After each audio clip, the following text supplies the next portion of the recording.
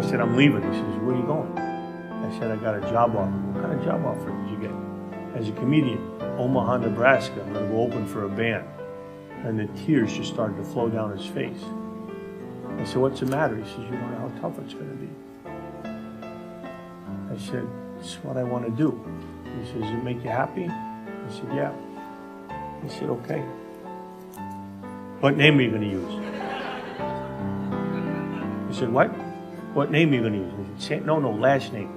I said, Hackett. Why? He says, for all these years I've been building up the name. I hate to see you fuck it up in one outing.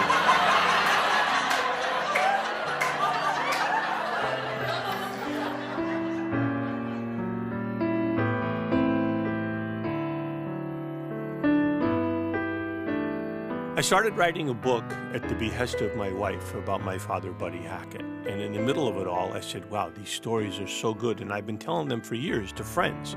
I should be telling these on stage to the public. I bet they'd love to hear them. And that's what this is about. This is about my life with my father, Buddy Hackett, America's funniest comedian for half a century. My 10 years of touring with him, being his opening act, being his best friend, hanging out with him on the set, growing up with him, life lessons.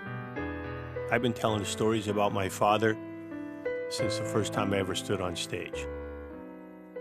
A big producer once told me, give me a show with 3 big audience laughs in it, and you'll have a hit. Came out with the pendant hanging like that. And the next day the paper said, Buddy Hackett came out naked wearing nothing but a pendant about the size of a silver dollar. Truth be told, all he needed was a dime.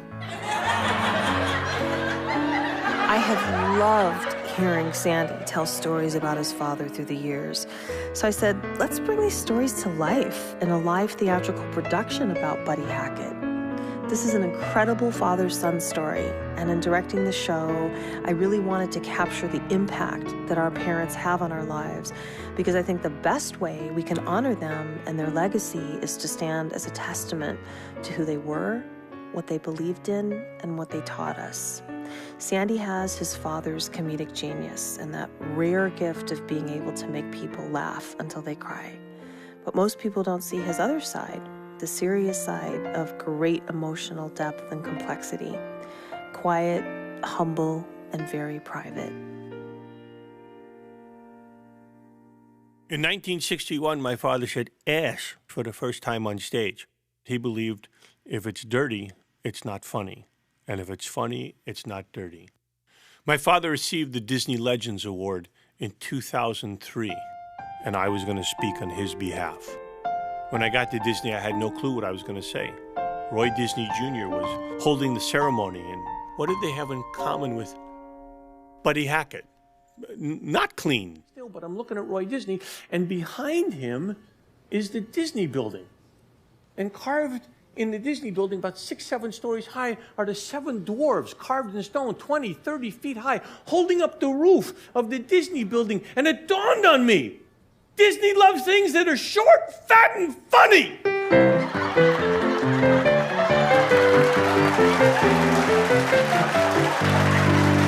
In the early 70s, I went with my father to closing night at the lounge at the Riviera Hotel where Shecky Greene was performing. Every entertainer in town was there, and they had all been introduced except for my father and Frank Sinatra.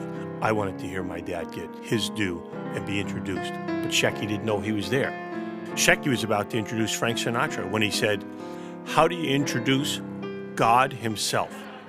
And my father jumped up and said, Shecky, forget about me, Frank's here.